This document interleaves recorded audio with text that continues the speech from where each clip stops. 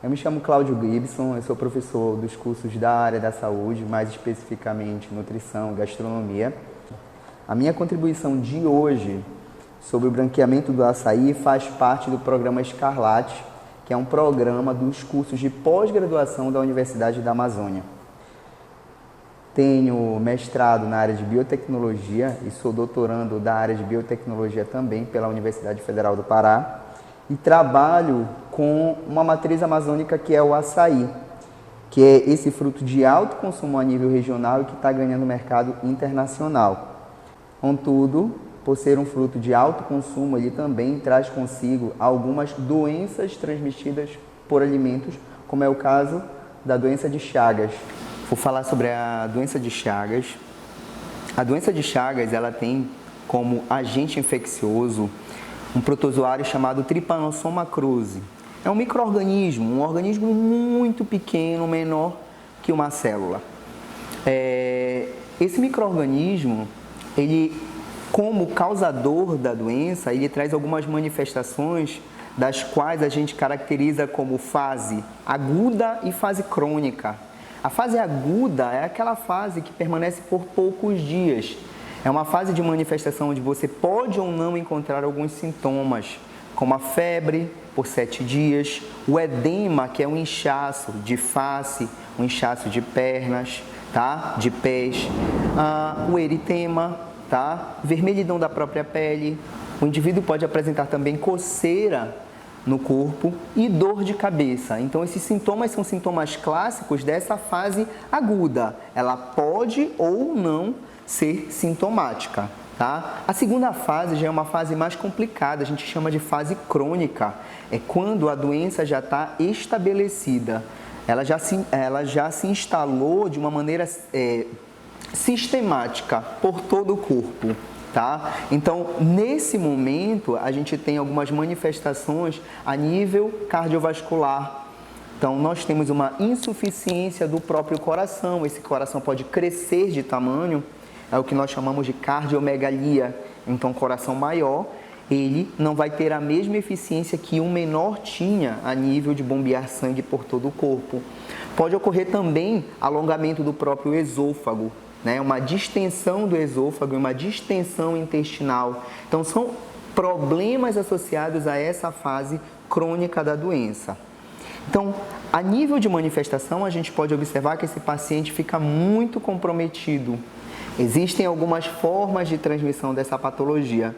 A primeira delas é a mais comum, é a forma vetorial, né? É a forma como o barbeiro vai sugar o sangue do indivíduo, no ato que ele está sugando o sangue, ele também está defecando, e esse ato de sucção, como qualquer outro ato de sucção, como por exemplo de um carapanã, né, causa irritação da pele, que a gente chama de hipersensibilidade, uma ação alergênica. Então aí você, consequentemente, vai lá e bate ou coça. Esse ato de coçar é uma porta de entrada porque ocorrem microlesões, lesões na pele, e aí aquele tripanossoma que estava nas fezes do barbeiro e na sua pele acaba entrando para a sua corrente sanguínea. Então essa forma é a forma vetorial. O indivíduo adquiriu o agente infeccioso, o protozoário.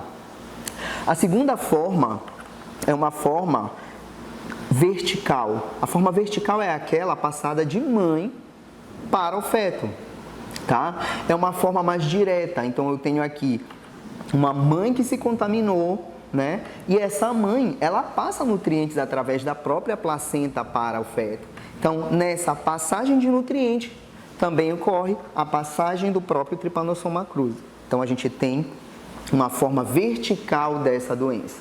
Tá? Outra forma é a forma transfusional, né? Então, um indivíduo que apresenta o tripanossoma na sua circulação, ele não pode doar sangue. Caso ele doe sangue, ele esteja assintomático, ele não apresentou nenhum sintoma, mas ele vá doar sangue, aquele outro indivíduo que recebeu o sangue e que apresentar outra patologia que não seja a doença de Chagas, agora acaba de adquirir o agente infeccioso.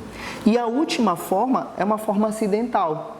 É uma forma em que por uma lesão na pele de um indivíduo que não tem a patologia. Se um indivíduo que contém a patologia também tiver uma lesão na pele e ele tocar nesse indivíduo, então a gente teve um contato de fluido. Esse contato de fluido possibilita, então, a própria passagem do agente infeccioso. Então, a gente tem mais uma forma de transmissão. A última forma é quando o próprio barbeiro está nos cachos de açaí e ele é atraído por compostos do açaí que são semelhantes, compostos que são produzidos para chamar outros barbeiros. São hormônios, mas nós chamamos de feromônios. Então, esses feromônios acabam atraindo o barbeiro para o açaí, tá? Nesse ato, ele acaba defecando no açaí. Esse açaí, então, é processado e é consumido por algumas pessoas. A nível de trato, ele acaba ultrapassando a nossa mucosa gastrointestinal e aí ele acaba se instalando no próprio sistema, causando a patologia. Essa é a última forma.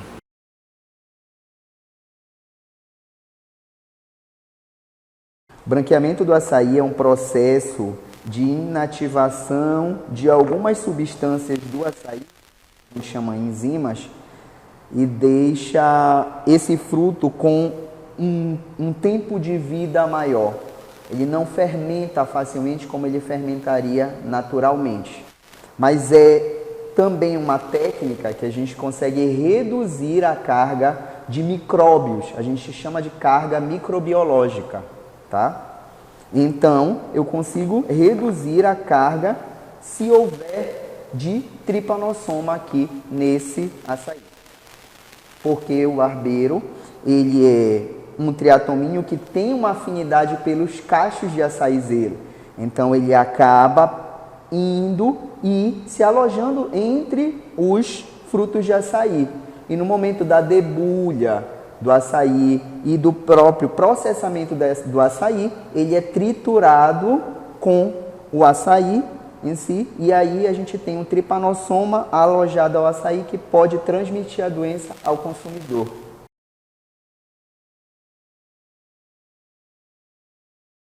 Antes, uma das técnicas de se eliminar uma carga microbiológica era o congelamento.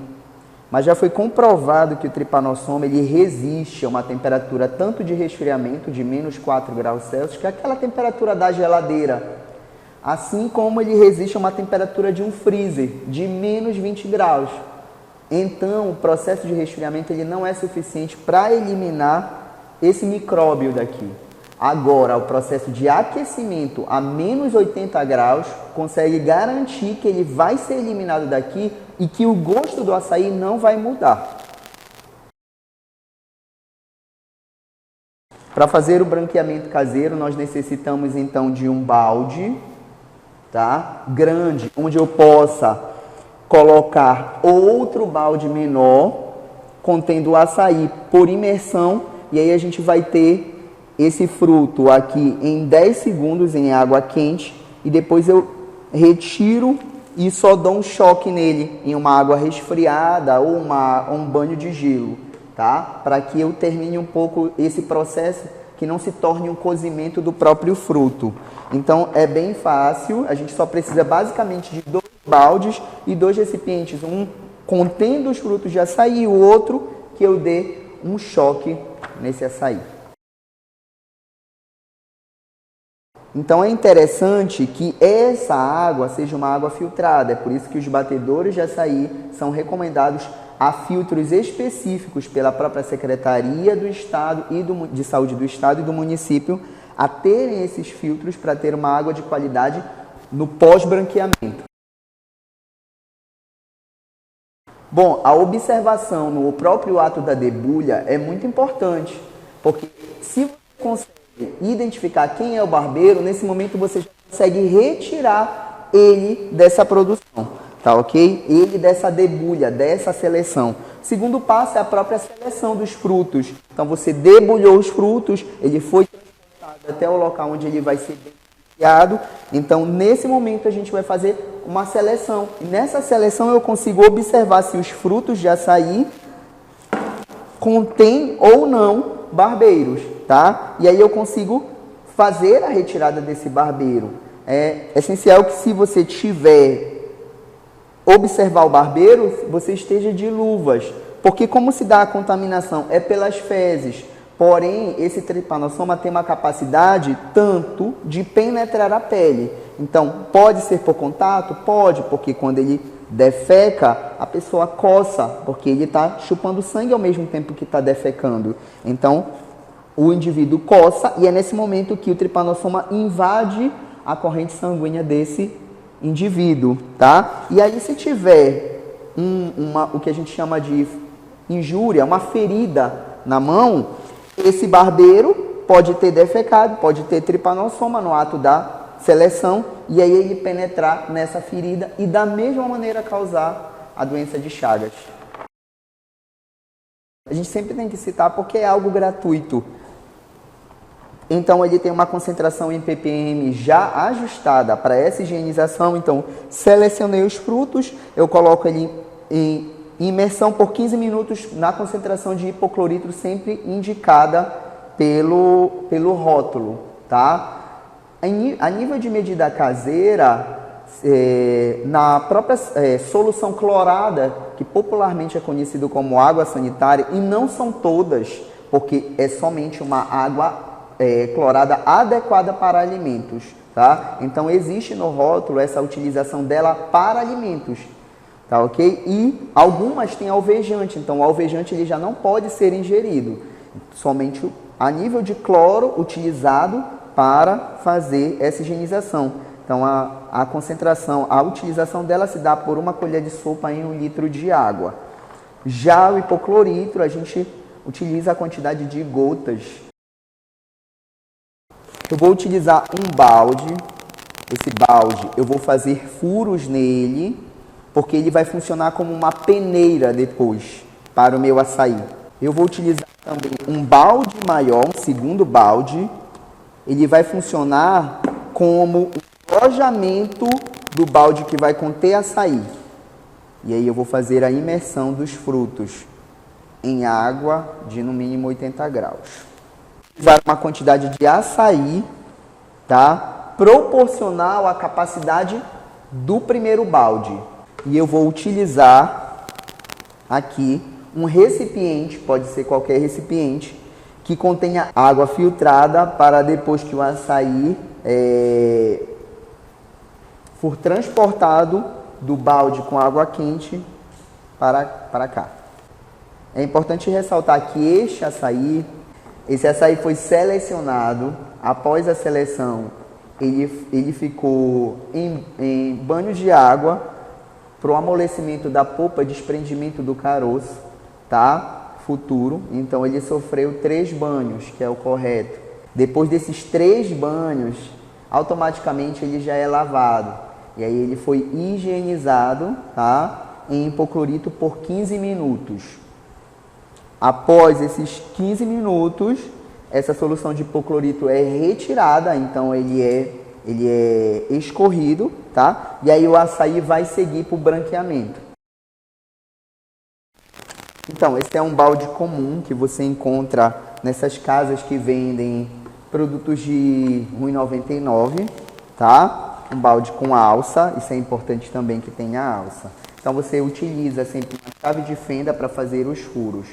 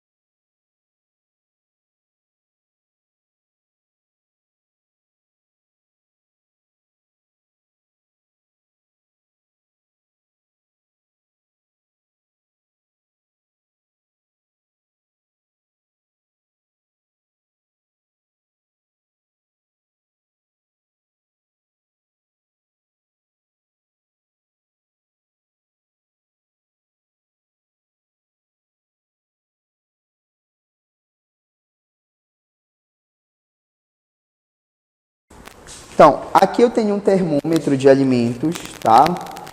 O termômetro é adequado para isso. Vou ligar esse termômetro e vou ver a temperatura da minha água. Como está em ebulição, a temperatura dela já está próxima a 100 graus.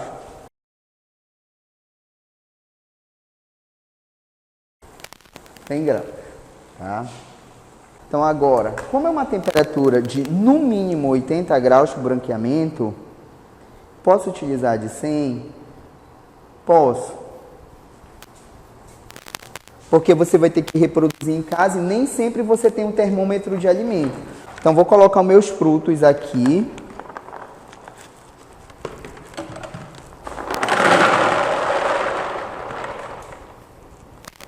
Eles já estão no primeiro balde. No segundo balde, onde vai a imersão, eu vou colocar água quente.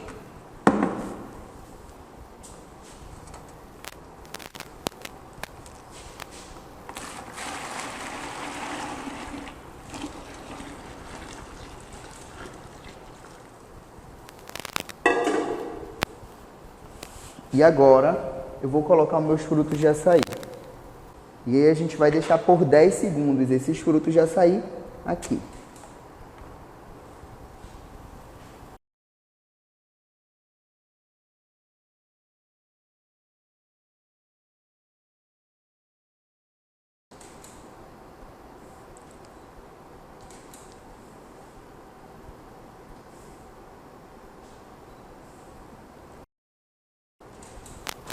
Dez segundos, retiro meus frutos de açaí.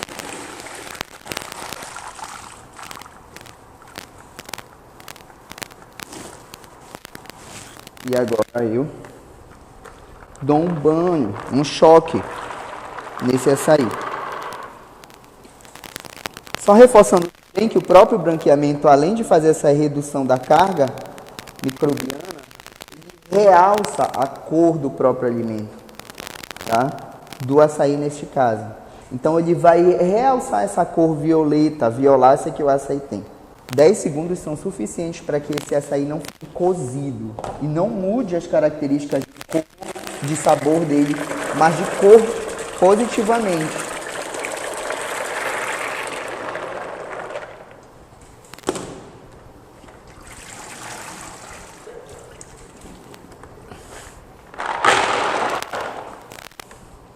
Pronto, agora eu tenho esse fruto branqueado. O processo de branqueamento garante que o consumidor vai receber um produto de qualidade e isento, livre de um micro-organismo que possa causar uma doença, como por exemplo a doença de Chagas. Isso auxilia muito nas vendas do microempreendedor, desse produtor que vai ter o quê? Uma certificação do próprio município de que ele é um batedor que garante que sua produtividade é de qualidade e segue padrões higiênicos sanitários que são instruídos pela própria Secretaria de Saúde do próprio Estado e do município.